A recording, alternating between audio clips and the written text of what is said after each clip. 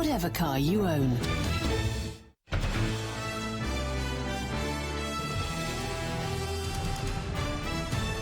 This is LBC, leading Britain's conversation, with Nick Ferrari at breakfast. Call 0345 6060 973. Tweet at LBC. Text 84850. Nick Ferrari at breakfast. Weekdays 7 till 10 on LBC. Good morning, 4 minutes after 9 on Tuesday, March the 1st. Now, while it is fair to say that much of the country, possibly even the media, is fixated on a vote in June as to whether Britain will or will not remain a part of EU, in London there's a vote coming up ahead of that has huge significance as well.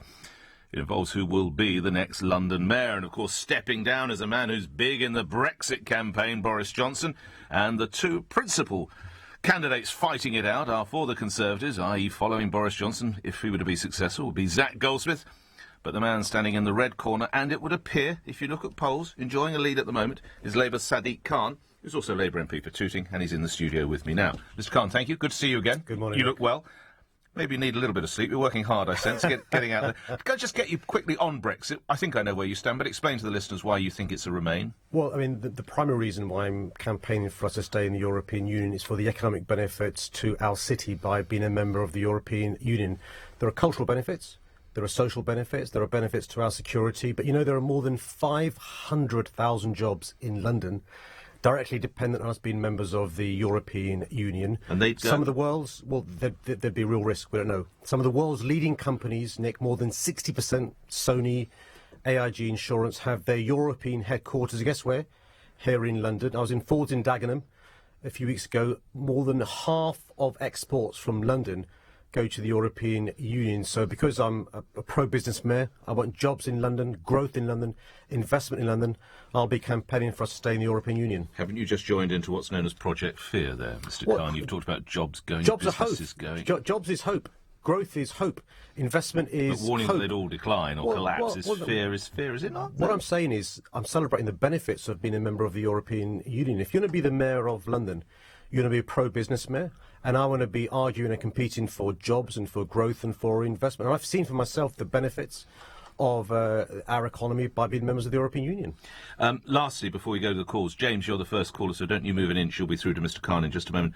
Lastly, Sadiq Khan, when you saw, as I'm sure you have, either the video footage last night or the still photographs today, we heard the audio on LBC of these fights and riots in Greece and the fires and the police action in Calais, it's what's known as the jungle. What might that mean for the vote in June? Well, I think there's no justification for criminality. I hope nobody's hurt. I think my concern is whether the EU referendum becomes a proxy for people's legitimate concerns around immigration.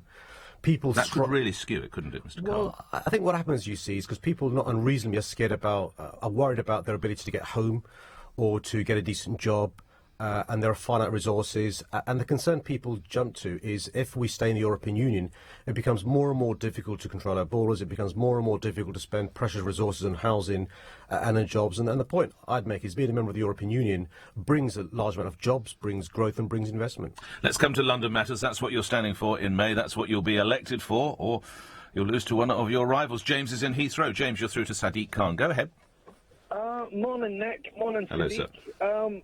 My question is, after Mayor Johnson's admission to bounty pressure from government and lobbying as to the private licence, the private hire numbers and the congestion in London, will Sadiq be taking more of a hands-on approach with TfL as to the menace of 100,000 private hire, electronically hailed vehicles parking up in the streets of London, and possibly looking back into the future-proof recommendations of the London Assembly that Boris just body swerved because he said he was under pressure? Stay on the line, Sadiq Khan. Good morning, James.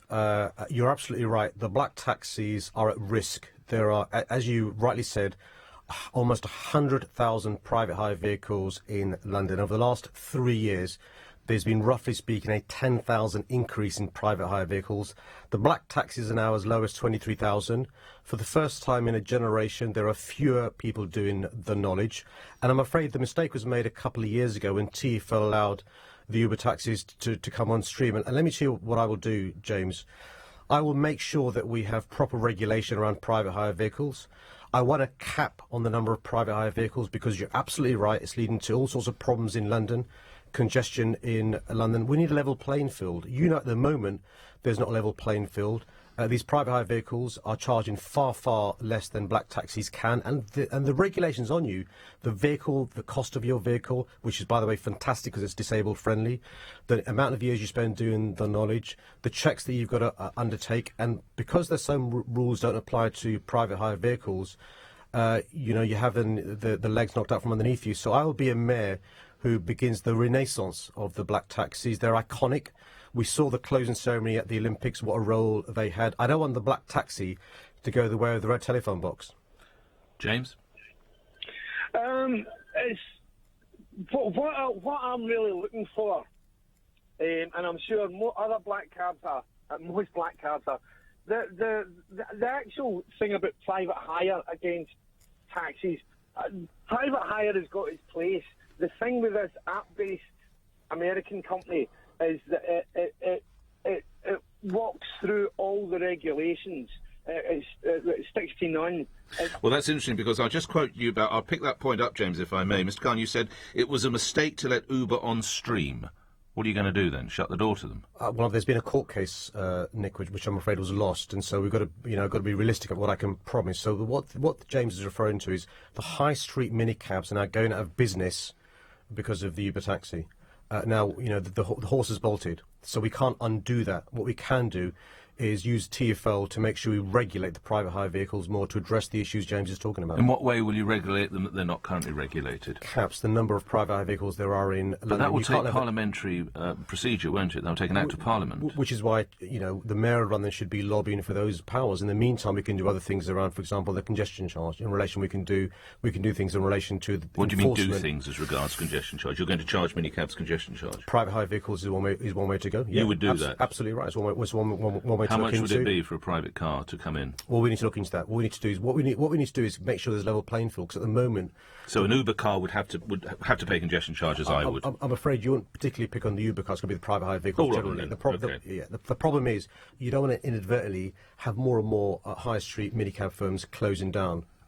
Another example is in relation to the regulations that apply to enforcement. There are regulations there, but TfL is not enforcing the rules as sufficiently as they should do. We can improve. Why don't you just let the taxi drivers put their rate up a bit? You mean the black cabs? Sorry, the London black cabs. Yeah. Because the problem at the moment is many of your listeners use the Uber cabs because they're cheaper. And they're cheaper for not always cheaper, of course. It's like a sort of flow, isn't it? If they need it a lot, they put the price up. Yeah, but most of your listeners will, and the black taxis accept this. They can't compete with the price Ubers are taxing. But you would let black cabs put their prices up if they wanted to, but I'm sure they wouldn't. Why wouldn't they want to put their prices up? Because what black taxis want to do is to make sure that the service they're providing is used by more Londoners. So, for example, taking the Oyster card. For example, having a 21st century app that people want to use. For example, making sure that more and more vehicles are energy efficient. So those will be the reasons why people want to use a black taxi. Lastly, do you think you refer to the disabled accommodation, which is a very important point? Do you think the average Londoner actually, if you could get it app-friendly, as you've just said, the average Londoner would be happier to see the traditional black taxi come trundle along the road than an Uber, a Toyota, whatever it might be, driven by someone who's only just arrived half an hour ago? Would you agree with that? Most Londoners like you and me are nostalgic. Some Londoners, though, just want to pay the cheapest price. And what I don't want to see is a race to the bottom leading to deregulation, standards being cut, and not the same safety there is with the black taxis. Mark's in Vauxhall. You're through to Sadiq Khan. Go ahead, Mark. Hi, Nick. Hi, Sadiq. Hello. I just wanted to ask, I'm actually quite a fan of yours, Sadiq, but I'm a bit puzzled because you said you're pro-Europe, and I just wanted to ask, with the infrastructure of Britain in terms of social, housing, NHS, public school places, state school places rather, how can you justify remaining in Europe when these things are under such pressure? Thanks, Mark, and I'm pleased you're a flat fan, and I hope after this call you stay a fan. I'll ask him, don't worry, Mr. Khan. So being a member of the European Union, as I said in the introduction when Nick asked me the question, has brought huge cultural benefits. Just think about the friends that you've got and I've got who are from Spanish, Portuguese, French, German, Italian origin. It's brought huge social benefits. It makes us safer. The Home Secretary and the Defence Secretary both want us to stay members of the European Boris Union. Johnson says that's nonsense. I trust Theresa May and Michael Fallon more on security than Boris Johnson, but that's an argument for another day.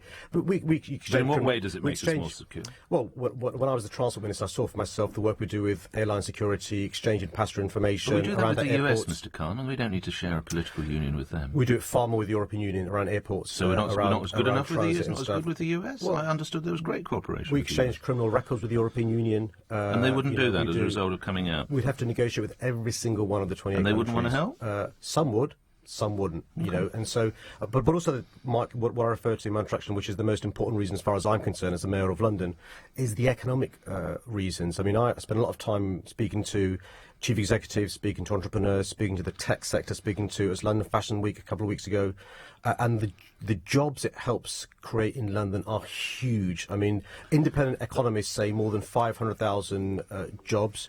Fords in Dagenham. No, we're coming round in a circle, respectfully, Mr. Gunn. Mark is talking about, I think, school places, weren't you, and housing and things like that, I'll Mark. come to it. These jobs that are created, Mark, the taxes we get from the jobs that are created allows us to do the things that you and I care passionately about, the NHS, school places, infrastructure. And one of the ways, for example, that we are paying for Crossrail... crisis. And today's National Offer Day, you and I will know. But this, you can't blame the European Union for that one. I'm not on that. But the idea that we just bring in more people and we haven't got enough classroom places for our own, Mr. Khan. I mean, hold on a second. Many of the Europeans are now our own, Nick, you know. But British children, English children, because it's only England, English children will not be getting play. Mark, what do you say to this? But the school prices in London is not because of the EU, Nick. Hello? Yeah, I just wanted to ask you to clarify, because I kind of feel you avoided the question. I appreciate, obviously, the economic benefits, but the social benefits, especially as we're feeling right now, sure, that people can't, have to wait ridiculous amount of time to go to the NHS, housing crisis in London. And I mean, that's not going to, I appreciate as much as the economic benefits do help the system and do help the city as well as the country. But, in the meantime, it's, unaffordable rent. Obviously, there's the points that I've already mentioned, and you kind of... Yes. No, let me address that directly. Europe is a factor. If 300,000 people come here, the majority of whom are from Europe, they have children who have to go to school. I mean, let me give you the facts, Nick. In 2010, all the trusts in London, the NHS trusts, were in surplus of more than £100 million, right? Now they're in deficit 6 years later by more than £500. Let's talk about the pressures by people coming from Europe. That's the point that Mark is making. With respect, Nick, you're suggesting that all the problems with the NHS in London... No. The housing but it crisis, is obviously a constituent part. Is caused by the European Union. In part by people getting free access to this country, yeah. The point I was trying to make was that actually... because of the jobs that the European Union helps create, because of the taxes the European citizens help pay, we can pay for more public services, and it's a fact that we do pay for more public services. Mark, do you sense because of all the jobs that are created and all the taxes that are paid, we're creating more public services? Mark, to you? Well, I do. I'm actually not a British national. Well, I'm not born in the UK or Britain myself, but right. I have grown up here, and I do appreciate the need for. Obviously European migrants, but there must be a limit, especially when people of no particular skill or are going to be initially, a burden. In terms all right, let's get Mr. Khan back in. And Mark, I mean, you'd expect me to be the last person to congratulate David Cameron on the changes he's managed to negotiate with in-work benefits. And you've got a Labour candidate for mayor saying, David Cameron, because of his negotiations, has meant that there'll be, fewer people claiming in-work benefits, and he deserves our credit for doing that.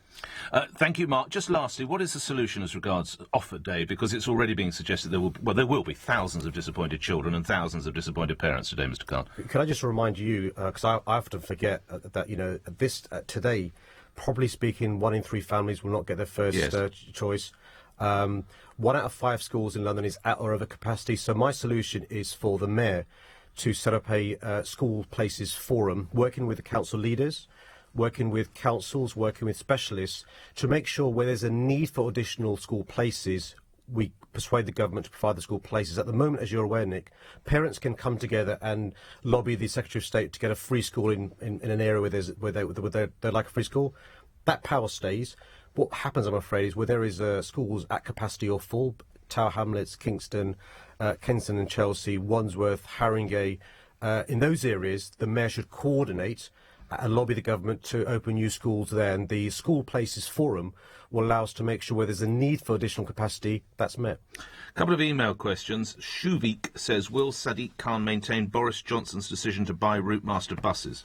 Yeah, I don't want to cancel contracts and pay compensation, Nick. So I'm not going to cancel the contracts, Shavik, because Wrightbus is a good company in Northern Ireland. What I will do, though, he ordered another 200, didn't he?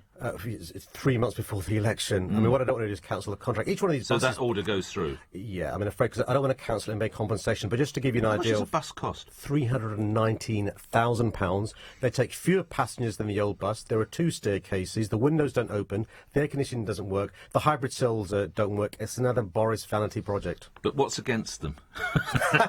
No, what we'll do... This is...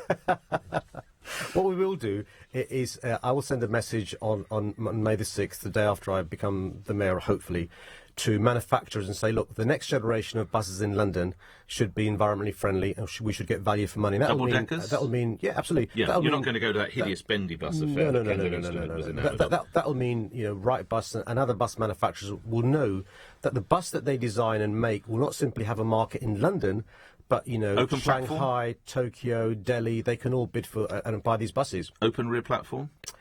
My priority is value for money. My priority is, energy efficient. My priority is making sure that they work in London. Would you like to see the open rear platform?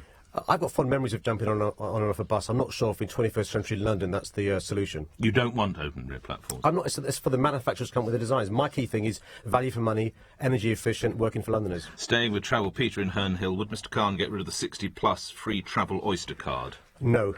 And just to, there's one is the Freedom Pass, which is those of pensionable age, that the councils pay for that. The second issue, which Peter knows about because he's asked the question, the 60-plus Oyster card. Sorry. The mayor pays for that. I'm guaranteeing that stays. OK, thank you for that. Andrew's in Pimlico. You're through to Mr Khan. Go ahead, Andrew.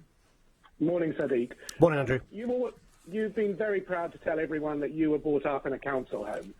And at the moment in London, we're seeing a lot of social housing estates being sold off to developers for luxury flats, which are being sold off to overseas interests and overseas investors.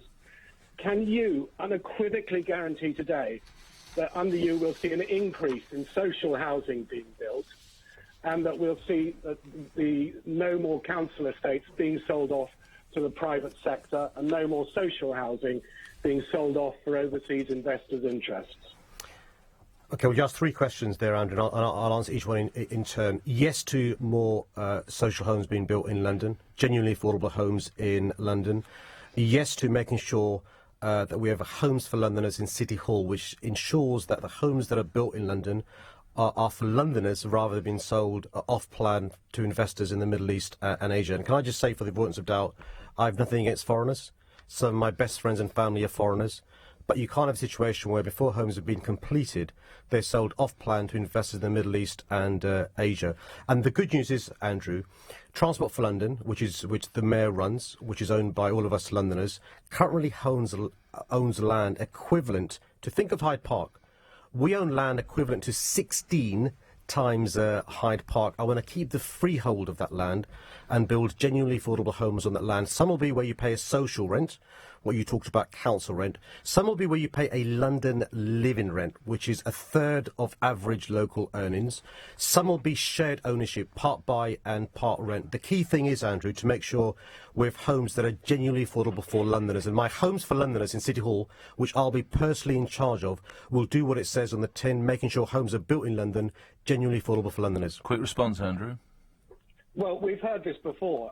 We've had this... Well, not from him, in fairness, but I hear your point. Go on. But Elephant and Castle, they said they've kicked out thousands of people and replaced very, very few social homes. 9 Elms, this huge development is built. Now it's sort of having problems. They've built virtually no social housing, no affordable housing. And we just need guarantees that the amount of social housing is going to increase substantially. I mean, on that, Andrew, there's a housing and planning bill going through Parliament. And I put down an amendment which MPs from every single party, except for the Conservative Party, supported. And my amendment was, if councils have been forced to sell off family homes, as the government requires them to do so, to pay for the extension to right to buy for housing associations, then there should be a like-for-like replacement in the same area. I'm afraid that amendment was defeated, but my London plan, which is the template that local authorities use and developers look to, will make it quite clear that my expectation is half of all new homes should be genuinely affordable. And that London plan will be the rules by which all 32 local authorities have to abide by. Rav is in Harrow. Rav, your question. Hi there, everyone. Basically, dear Sadiq, returned to Labour after years in the wilderness. I'm one of the hundreds of thousands who returned because of the support for Jeremy, all the groundswell support. My current dilemma, Nick, basically, in this race, deciding exactly who is aligned with his beliefs most closely, who supports his ideals and vision. And quite frankly, Sadiq, judging by what you said thus far in the race, it doesn't seem to be you, and that does dishearten me as a new Labour supporter. My question today, Sadiq, is how will you address the concerns of voters like me who will be struggling with their first preference vote, and they may well be more inclined to vote for someone like George Galloway, given that he said nothing but complimentary things about Corbyn and what he represents. So for people like me, and we are quite numerous, I was wondering what would you say to someone who's on the fence in that respect? All right. Well, Rav, hi. I'm unapologetic about the fact that I'm my own man. I'm nobody's patsy. What on earth does that mean? Well, there are some candidates who, will just do what their parties say. And are sycophantic towards their leader and the Chancellor. Jeremy Corbyn's name's not on the ballot paper, nor is David Cameron's, nor is Boris Johnson. So there are occasions where I'll agree with a Conservative Prime Minister and a Conservative Chancellor if it's in London's interest. Campaigning for, remaining in the European Union Will Mr. is Corbyn one come example. and campaign for you in London? Well, of course he will, because he wants to see somebody fixing the housing crisis, somebody making sure we've got a modern transport system that Londoners can afford to use, making sure we've got a mayor making London safer and So he's an healthier. asset to you? But the point is this: Mr. Corbyn is an asset to you. Let me answer Ralph's question. Well, coming back to mine, but there are occasions where Jeremy Corbyn and I will disagree. I disagree with Jeremy Corbyn, for example, in relation to unilaterally getting rid of Trident. We disagree in relation to the role of the city. We disagree in relation to what the leadership claims in relation to the City of London Corporation. We disagree in relation to the top rate of tax. But But the point Rav's driving at, clearly he's like in the tune of George Galloway. How much of an asset is Jeremy Corbyn to you for your campaign? He's the leader of my party. No, that's not really the question. How much of an asset is he? It'll be for Rav to decide, Nick. I'm asking you how much of an asset he is. Nick, he's not on the ballot paper. It doesn't matter. I am. You're a very intelligent man. We've known each other for years. Kind, how much of an asset is Jeremy Corbyn to your aspirations to be Mayor of London? For the tens of thousands of people who joined the party because of Jeremy Corbyn, they'll not unreasonably want to vote for the Labour candidate. So he is an asset? For those who joined the party for Jeremy Corbyn, of course he is. So you want him on the doorstep, knocking on the doorstep together? Well, I'm my own man, Nick. And Jeremy Corbyn, like many others of the Labour Party, will be knocking on doors, delivering leaflets, fundraising, coming to my phone backs, as are people who aren't members of the party. Let's see. Never mind me. Let's see if Rav is persuaded. Rav, are you persuaded? Somewhat, but the problem, Sadiq, here is you do say you are your own man, and I respect that. However, I see Corbyn as his own man. For decades, he's been nothing but, and Galloway certainly is. Could you give me an indication of certain things where you have been very much your own man and, really stated your case as part of the Labour Party over the last few years? And, where you've really put your foot down. And I can be sure, as a London voter, that you will do the same for me. Well, housing is one example that I feel very passionately about. Nick very kindly referred to my background, which is somebody who's been raised on a council estate and, cares about making sure that Londoners can afford to live in London. And by the way, Jeremy Corbyn, as a London MP, understands the housing crisis in London. Reducing inequality is also a big example. The reason why I'm a pro-business mayor is because, look, it ain't me that creates the jobs or the prosperity. I can help create the circumstances in which businesses create jobs and create growth and bring investment to London. And that's why I'm passionate, unequivocally, about staying in a reformed European Union. Rav, thank you. Let us know how you vote. David in Bermondsey, you're through to... David, go ahead. Your question. Hi there. Thanks very much. I have a question for Sadiq about the Garden Bridge. Sadiq, would you support the Royal Institute of British Architects, who have called for an independent inquiry into the procurement of the design of the bridge? Yeah, there are serious questions out of the procurement, David. Look, one of the things that I'm pleased about is that the amount of monies that Transport for London will spend on the Garden Bridge has gone down from 30 million to 10 million, but there are serious questions to answer in relation to the procurement of the Garden Bridge. So the question was, would you support the suggestion by, I think it was the Royal Institute of British Arts? The RABA, It's REBA. You support their idea of an inquiry? And a number of others have said the same thing as well. But you support it? Yeah, they should. We should look into procurement. All right, well, that's a good, quick answer. Elaine in Bexley. Quick one, Elaine. You've got about 30 seconds. Your question to Sadiq Khan. I'm going back to the housing again. In my borough, there's 700 people waiting for homes and 42 have been sent to Manchester to live. And they're building all around the borough, but because Crossrail's going in, these prices are well out of our reach around here. Will they be made to build social housing, not 35% as now, but will they be made to give at least 50% of these houses back to social housing of the borough?